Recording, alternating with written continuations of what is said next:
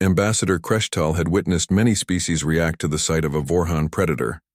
The galaxy's most feared apex hunters stood 8 feet tall, possessed razor-sharp claws that could slice through titanium, and their roar could literally paralyze prey with subsonic frequencies. When the diplomatic convoy's emergency beacon activated, broadcasting distress signals from the contested moon of Zarian 7, every civilized being within 3 systems knew what it meant. Someone had encountered the Vorhans in their natural hunting ground. The rescue fleet arrived expecting to find scattered debris and perhaps a few shell-shocked survivors hiding in the wreckage. Instead, they discovered something that would become legend throughout the Galactic Council chambers. Dr. Sarah Chen sat cross-legged on a fallen log beside a crackling campfire, while 3 massive Vorhan predators lounged around her like oversized house cats. The largest one, easily 10 feet of pure killing machine, had its enormous head resting in her lap as she absently scratched behind what passed for its ears. The other 2 were sprawled nearby, making deep rumbling sounds that the translator struggled to classify as purring. Ambassador. Captain Thorne's voice crackled through the comm as his ship hung in orbit above. Please confirm your status. Our sensors are indicating you're in the immediate vicinity of at least 3 Vorhan, Alpha-class predators. Sarah looked up from where she was offering what appeared to be trail mix to the creature beside her. Oh, hey, Captain. Yeah, I'm fine. Actually, we're having quite a nice time.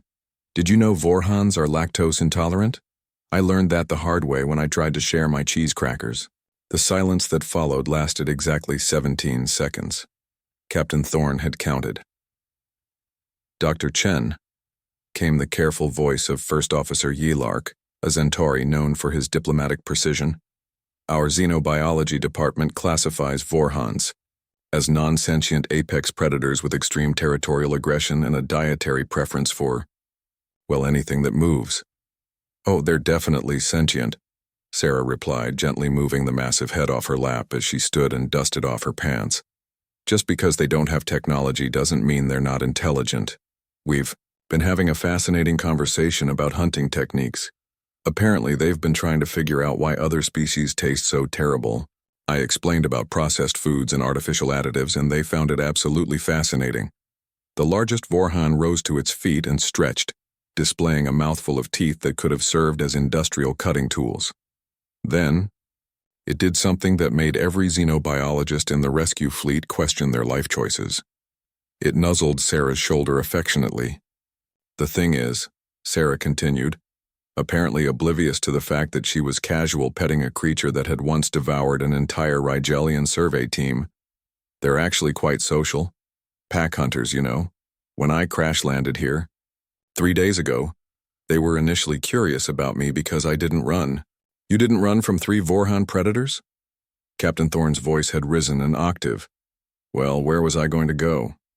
My shuttle was in pieces, the beacon would take days to reach anyone, and I had a sprained ankle. So when they showed up, I did what seemed natural. I offered them food. Dr. Yelark pulled up every xenological study on human behavior patterns. Dr. Chen, you do realize that offering food to unknown predators goes against every survival instinct documented in Council. Records? Sarah laughed, a sound that somehow made the 3 Vorhans perk up their ears attentively. That's where human psychology differs from most species, I think. We don't just have fight-or-flight responses. Humans also have a feed response. When we're scared or uncertain, sometimes we try to create social bonds through shared resources.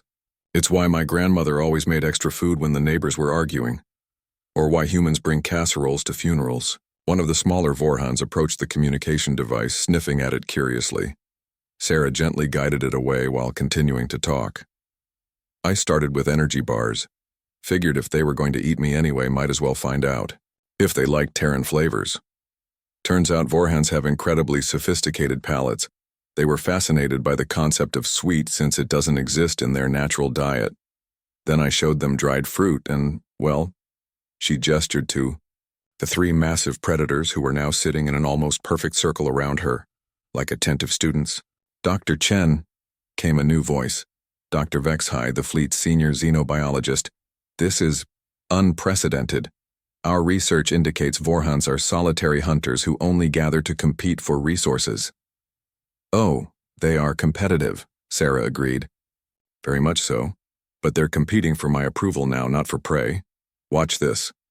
She pulled a small package from her pocket. Okay, who wants trail mix? All three Vorhans immediately dropped into playbow positions, making sounds that the translator finally gave up on and simply marked as undefined vocalizations of positive intent. They've been teaching me about their territory, Sarah continued, tossing small handfuls of nuts and dried fruit to each creature in turn. Did you know they have a complex social structure based on hunting grounds and resource sharing? They're not just predators, they're conservationists. They manage the ecosystem here to ensure sustainable populations of prey species. Captain, Thorne's voice was very quiet when he spoke again.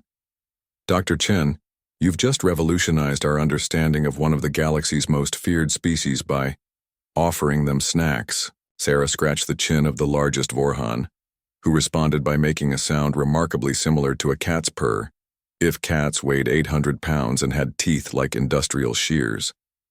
Humans have been domesticating things for thousands of years, she said simply. Not through dominance or fear, but through friendship and food. These guys aren't pets, obviously. They're intelligent beings with their own culture and territory. But they're also curious about the galaxy beyond their world, and they're tired of being treated like mindless monsters. The largest Vorhan, who Sarah had started calling Big Guy much to his apparent delight, stood up and walked to the communication device. In careful, deliberate movements that spoke of intelligence and intent, he began to vocalize in patterns that the translator suddenly, impossibly, began to parse. He says, came the mechanical voice, that humans understand the pack bond. Other species see only teeth and claws, but humans see potential friends. He asks if there are more humans like Dr. Chen among the stars. There was a long pause from the rescue fleet. Dr. Chen, Captain Thorne finally said, I think we need to have a very long conversation with the Galactic Council about revising our xenological classifications. Sarah grinned and pulled out another energy bar, breaking it into 3 equal pieces. Well, when you're ready to come down for that conversation, I should mention, Big Guy here says his pack has been wondering what other kinds of food exist in the galaxy. Apparently, they're very interested in trying pizza.